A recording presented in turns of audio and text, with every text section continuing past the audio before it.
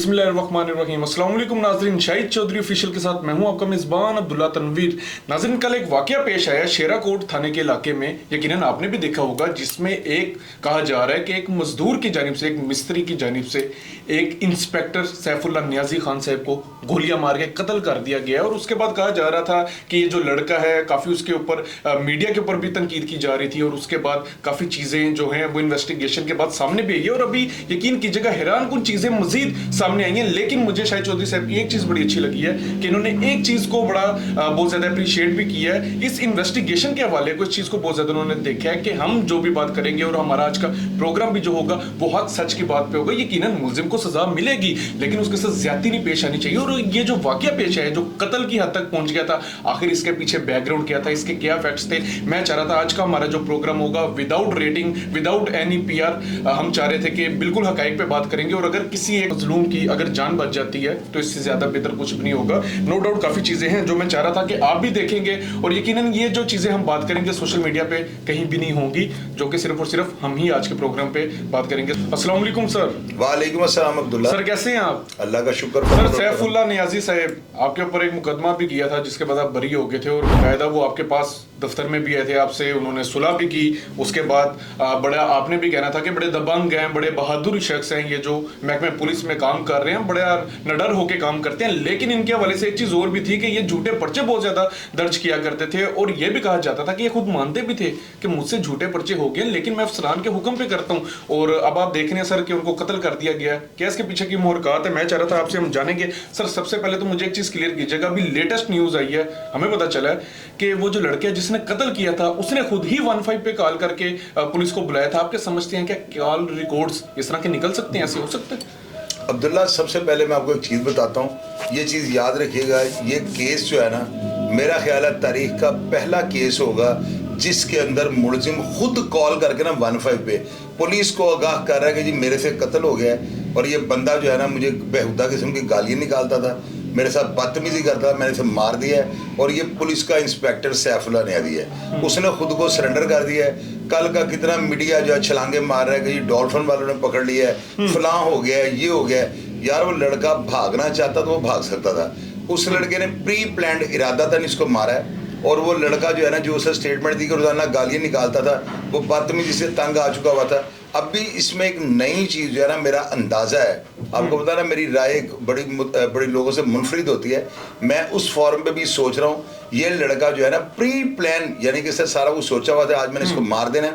मारने के बाद पुलिस को खुद कॉल करना, और ये इंशाल्लाह ताला जो लॉग बुक का रिकॉर्ड है उसमें मैं वहां तक भी पहुंचूंगा, वहां से रिकॉर्ड निकलवा के बताऊंगा लोगों को कि कॉल भी इसने खुद चलाई थी कि मैंने मार दिया, मुझे आके पकड़ लो। अच्छा सर, एक चीज मैं इसके साथ जोड़ना चाहूंगा, सर इस मर्डर के बाद क्या रीजन है कि, और आप क्या समझते हैं कि पुलिस को अपने इंटरनल अफेयर्स के हवाले से उनको कुछ एक्शन लेना चाहिए? क्योंकि जाहिर सी बात है जो अभी तक जो ये चीज सामने आ रही है वो यही है कि इनकी वल्गर जुबान की वजह से, इनकी गालम गलोच की वजह से मारा गया है। तो कोई इस चीज के ऊपर कोई तरीकाकार अपनाना चाहिए ताकि आइंदा आने वाले जो वाकयात हैं उनमें इस तरह की चीजों की कमी आ सके। अब्दुल्ला, ये पता है कि महकमा पुलिस के अंदर जो बंदा इंस्पेक्टर होता है ना, सबसे ज्यादा महकमे के अंदर तबीयत और सेहत उस बंदे की खराब होती है जो किसी थाने के अंदर SH होता है। असल में इन लोगों को जो है ना थाने के अंदर, यानी कि समझ लो कि बादशाह जो है ना उसकी पोजीशन पे ये बैठे होते हैं, इनके झाके इतने फट चुके होते हैं कि ये खुद को जो है ना सबसे ताकतवर समझना शुरू कर देते हैं। जितनी सेहत महकमा पुलिस के अंदर एक कांस्टेबल की या SHO की खराब होती है ना, किसी की भी नहीं होती। सैफुल्लाह नियाजी जो है ना, अगर इनके पुलिस मुकाबला इस लड़के का किया जाता है, जिस तरह आपको पता है कि रवायत हो जाती है, और ये मैं इन चीज़ों को हमेशा अप्रिशिएट करता हूँ, मैंने कभी ये नहीं कहा हम कौन है पुलिस वालों को या अपने अदारों को कहने वाली पुलिस मुकाबला जेली था या असली था। मैं सिर्फ ये बात करता हूँ कि हम अपने अदारों के साथ खड़े हैं। अदारे अगर गुनाह करेंगे तो उन्होंने अल्लाह को हिसाब देना, हमें हिसाब तो नहीं देना। मैंने हमेशा अपने प्रोग्राम में यही कहा है कि अगर पुलिस मुकाबला जायज़ है नाजायज़ है, हमें इन चीज़ों से कोई वास्ता नहीं। हमारा वास्ता ये है कि पुलिस वालों ने हलफ दिया हुआ है, ओथ दिया हुआ है कि हम जो है ना अमन के रास्ते में आने वाली हर दीवार को जो है ना उखाड़ के फेंक देंगे, यानी कि हर रुकावट को जो है ना उखाड़ देंगे। अभी बात यह है कि ये लड़का जो है ना इनोसेंट है मेरी नजर में। आप देखें कि मैंने कल जो प्रोग्राम किया है, बल्कि आज जो सुबह अपलोड हुआ है प्रोग्राम, उसमें आपने देखा उसकी वालदा बहनें सारा खानदान उसका मैंने यहाँ पे बुलाया हुआ था। अब्दुल्ला वो फैमिली इस तरह की लग ही नहीं रही, वो बेचारी रो रो को उन्होंने मेरा सारा स्टूडियो सर पे उठाया हुआ था।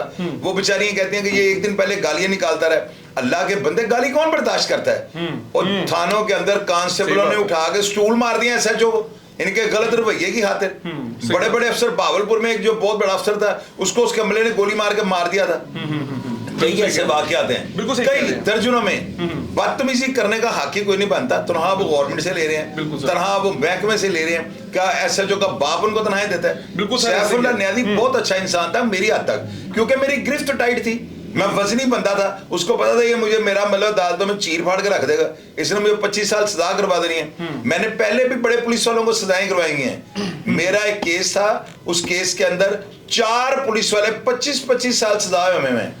ये पुलिस ऑर्डिनेंस 2002 के तहत जो है ना, मैंने उनको 25 साल सजा करवाई है। तो ये जो पुलिस वाला था ना, ये सैफुल्लाह न्याजी, इससे भी सजा हो जाना था, लेकिन मेरे आगे उसने आगे सैल्यूट मार दिया, मेरा दिल ठंडा कर लिया। लेकिन पब्लिकली आप देखें, मेरे पुराने प्रोग्राम खोल के देखें ना, मैंने जो बातें उसके अंदर की हैं ना, आज मैं नहीं करूंगा, लेकिन हम उनको खोल के देख ले। मैं ये कहना चाह रहा था सर कि मैंने आपके पुराने व्लॉग्स देखे थे, उसमें आपने सैफुल्लाह खान न्याजी को इस तरीके से आप बोल रहे हैं जिस तरह ये पुलिस का SHO नहीं, एक रजाकार है। क्या रीजन थी वो तब भी चुप रहा और बकायदा यहाँ पे आके आपसे माफी मांगी? मुझे भी फ्रैंकली जो मुझे लग रहा है शायद वो यही बात थी, क्योंकि उसको सजा मिल जानी थी। आपके साथ उसने अपना रवैया अच्छा रखा, लेकिन सर आम लोग ही क्यों? और एक चीज मुझे बताइएगा सर, ये इदारे के अंदर, महकमे पुलिस के अंदर मोस्टली वल्गैरिटी क्यों इस्तेमाल की जाती है? मतलब वल्गर लैंग्वेज क्यों इस्तेमाल की जाती है? हम समझते हैं मुल्जिमान है, उनके साथ आपको रवैया सख्त रखना पड़ेगा, लेकिन हम शहरियों के साथ क्यों?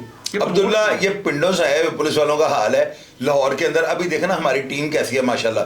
हमारे जो सबसे बड़े कमांडर हैं वो देखे डॉक्टर उस्मान अनवर, उनकी तरबियत कैसी है, उन्होंने स्टाफ कैसा रखा हुआ है। फैसल कामरान साहब पढ़े लिखे, मोहम्मद अली भट्ट साहब पढ़े लिखे, सारे DSP CIA के बड़े दबंग हैं। पिंडों का इनमें से तकरीबन कोई नहीं है। ये ज्यादातर लोग ना मियाँ वाली, बकरउद्दीन, भावलपुर में, इधर से फैसलाबाद, सियालकोट गए लोग करते हैं। लोकल जो पुलिस वाले ना वो नहीं इस तरह की बातें करते, इस तरह की जुबान वो इस्तेमाल नहीं करते।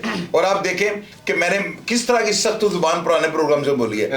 मजा तो तब है ना जब वो पूरा शेर था, मैंने उसके जबड़े के अंदर हाथ डाला है, मुझे वो डाल के दिखाए। मैंने सैफुल्लाह न्याजी जिंदा है, मैंने पता नहीं क्या क्या लफ्ज कह दिए हैं।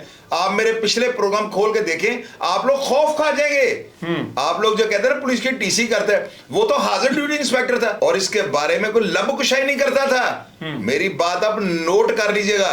और मेरे स्टूडियो में आके माफी मांग के गया। इसकी वजह क्या थी? उसको अंदाजा होगा जो है लगा देगा हाथी के सौदे के साथ बांध देगा, तो इसलिए आगे उसने माजरत कर ली थी। लिहाजा बंदा वो जो था बदतमीज था, लेकिन मेरी हद तक उसने माफी मांग ली थी।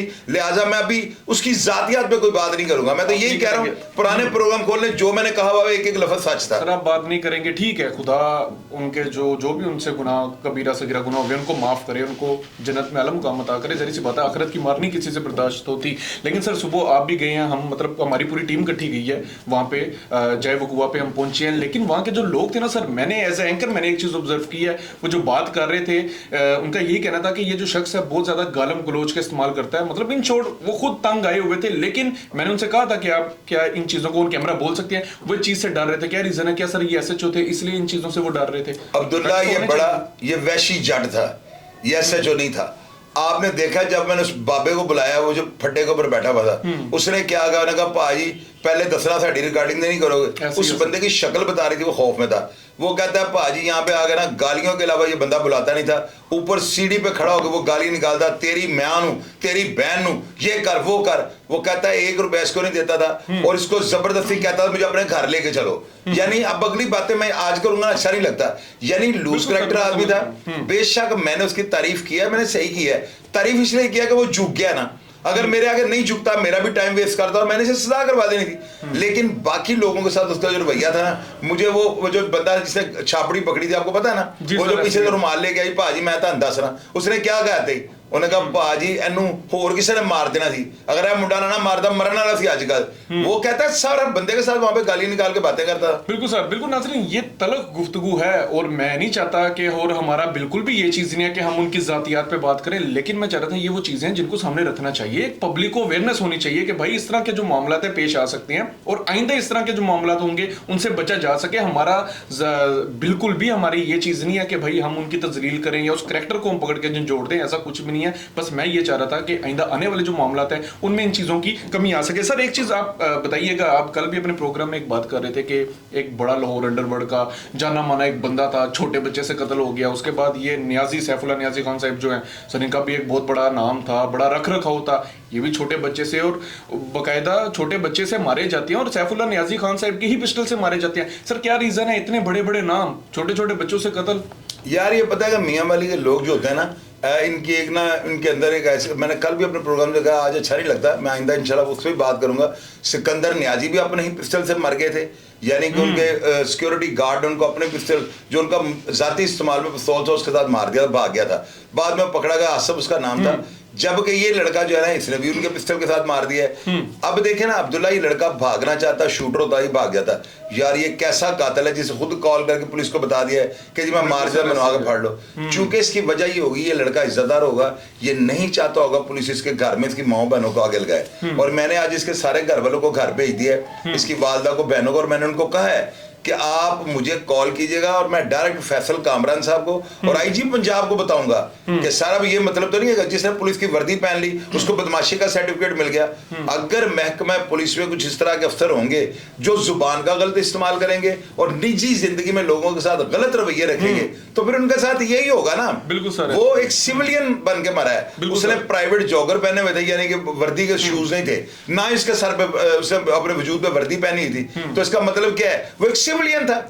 तो ये सिविलियन मैटर करके इसको डील किया जाए। मैंने रात को आईजी पंजाब को और फैसल कामरान साहब को अक्सर मैं लिंक भेजता हूँ, रात को मैंने उनको हम्बल यानी गुजारिश की है, मैंने उनको रिक्वेस्ट किया कि सर इस जो है ना गिरफ्तार मुलजिम का ध्यान रखिएगा, ये ना हो कि नीचे वाला अमला उसको जो है ना, बाकी सारी बात वो खुद समझ गए हैं। जो मैंने उनको कहा है कि इस लड़के का ध्यान रखिएगा, अगर इसने किसी के कहने पे या सुपारी लेकर मारा है तो इसको पुलिस के मुकाबले में मरना चाहिए, लेकिन अगर ये लड़का अपनी निजी जिंदगी में से तंग था तो फिर इसकी दाद रसी होनी चाहिए। सर लेकिन एक चीज बताइएगा, लड़के का बल्कि बयान भी सामने आ गया था कि गालम गलोच करता था, गुस्से में आके तैश में आके मार दिया। अब जरी सी बात है, ये चीज आप भी जानते हैं, पुलिस इसका रिमांड लेगी और रिमांड बड़ा सख्त होता है सर, यकीन कीजिएगा कि आप नहीं समझते। अफवाहें उड़ रही हैं कि मुझे काफी लोग कह रहे थे कि हो सकता है अपने पेटी भई के बदले की खातिर इस शख्स को, इस लड़के को रिमांड में ही मार दिया जाए। जरी सी बात है, गरीब है, इनके पीछे आने वाला कोई है कोई नहीं। सर आप क्या समझते हैं ऐसा हो सकता है? अब्दुल्ला, मैंने डीआईजी साहब को जो है मैसेज कर दिया हुआ है, आईजी साहब को मैसेज कर दिया हुआ है, अल्लाह के हुक्म से ना तो वो इस तरह के हैं ना इस तरह के पुलिस मुकाबले करने वाले हैं।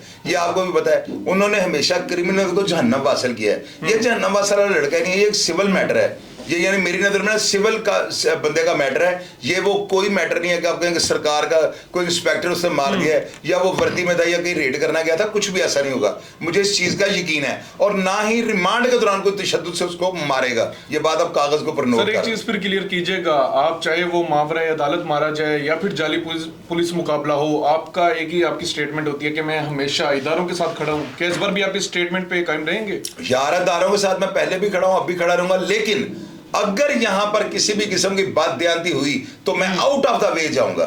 और पाकिस्तान का मीडिया कोई भी इस लड़के के हक में बोला या ना बोला, मैं तब ही बाज आऊंगा जब मेरी जुबान काट दी जाएगी, ये बात याद रखिएगा। सर एक चीज बताइएगा, वो फैमिली इधर आई है, मतलब आपकी क्या ऑब्जर्वेशन है? और बाखुदा ये मैं स्क्रिप्टेड क्वेश्चंस नहीं कर रहा, ये मेरे वो क्वेश्चंस हैं जो ऑन द स्पॉट में चाह रहा हूँ मौके की मुनासबत के साथ किए जाएं। सर आप क्या समझते हैं, आपने क्या ऑब्जर्व किया उस लड़के के हवाले से? क्योंकि उसके ऊपर मंशियात वो कोई भी किसी भी किस्म की नशावर चीज़ का इस्तेमाल नहीं करता था, कोई पर्चा उसके पास था नहीं, उसके ऊपर नहीं था।